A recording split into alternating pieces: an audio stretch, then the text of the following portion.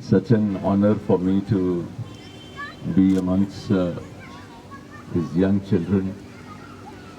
I was trying to offer them that you speak something. So they are telling me कि sir आज आपका chance है. So I am really overwhelmed by their offer.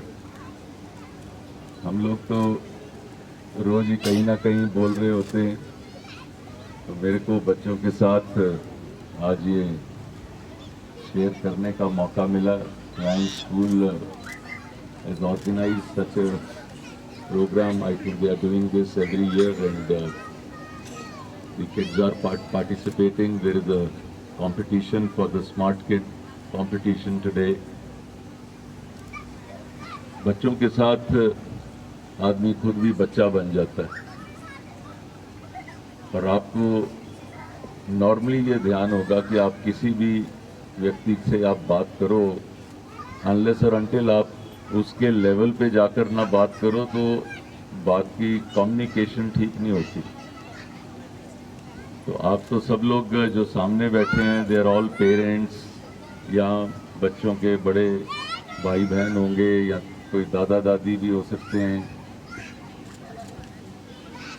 मैंने अपने life में ये देखा है कि जैसे आप बिहेव करते हैं स्लोली स्टडीली, बच्चे भी वही बिहेव करना शुरू कर देते हैं. और फिर उसको कहा जाता है कि ये चीज़ तो जीन्स में है. जीन्स तो अपना काम करती हैं, लेकिन normally if you find that your child is irritable,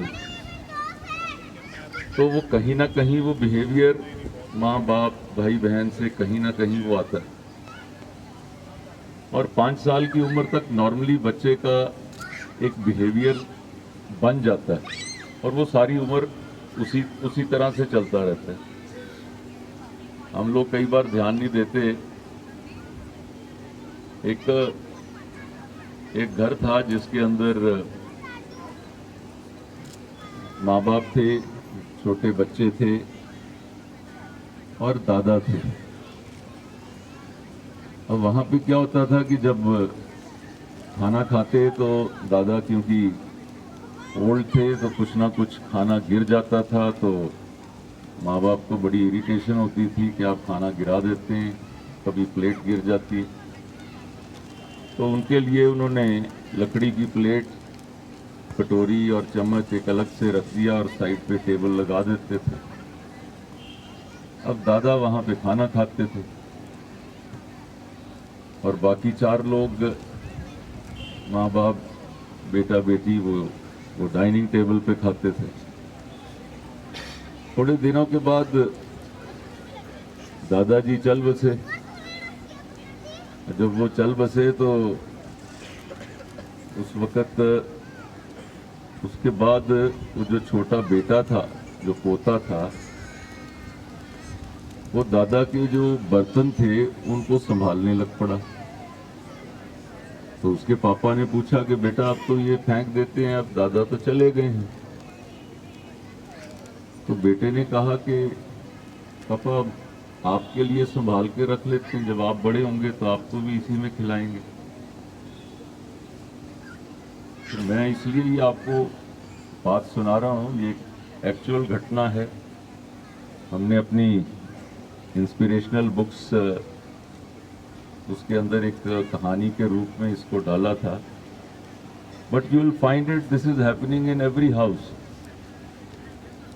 हम अपने माँ बाप को जैसा बिहेवियर हम देंगे, वही हम लोग उसी की नींव डाल रहे हैं, वही बिहेवियर हमको मिलने वाला है. टाइम तो स्टैटिक नहीं रहता, वी आर ऑल ग्रोइंग. और हमें भी अगर पीछे मुड़ के देखें तो ऐसा लगता है कि हम भी स्कूल में थे एक दिन, कॉलेज में गए, शादी हुई, बच्चे हुए, बच्चों की शादी हुई, आज हम भी दादा बन गए. तो ये टाइम तो फ्लाई करता रहता है. और आपकी बारी कब आ जाएगी? This is the time to teach value system to your child. कई हस्बैंड वाइफ, देखो 2 बर्तन होते हैं, थोड़ा थोड़ा आवाज तो आती है ना, और वो भी आपस में जब लड़ते हैं या बहसते हैं या कुछ उल्टा सीधा बोलते हैं, जब बच्चे के सामने बोलते हैं तो आप सोच रहे होते हैं कि बच्चा बच्चा है, उसको कुछ समझ नहीं आ रहा, लेकिन बच्चा जो आप उसको समझाने लगते हैं वो नहीं समझता, जो आप करते हैं ना उसको जरूर समझता है। तो दूसरी चीज ये है कि आपस में जब कुछ होता है तो भाई अकेले बैठ के कर लो, बच्चे से थोड़ा सा हट के कर लो। Why give that feeling to the tender heart of the child, because उसके ऊपर जो लिखा जाएगा वो उसका उम्र भर नहीं मिटेगा। हम कई बार कोई व्यक्ति आपके ऑफिस में काम कर रहा होता है तो यू फाइंड के ये बंदे का बिहेवियर कैसा है, and if you search backwards into that family, you will come to know कि somewhere or the other when he was growing up,